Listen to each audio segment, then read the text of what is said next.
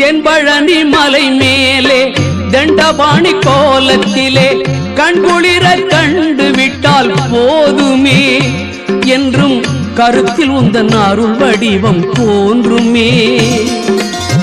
தென்பழனி மலை மேலே தண்டபாணி கோலத்திலே கண்குளிர கண்டு விட்டால் போதுமே என்றும் கருத்தில் உந்தன் அருள் வடிவம் தோன்றுமே.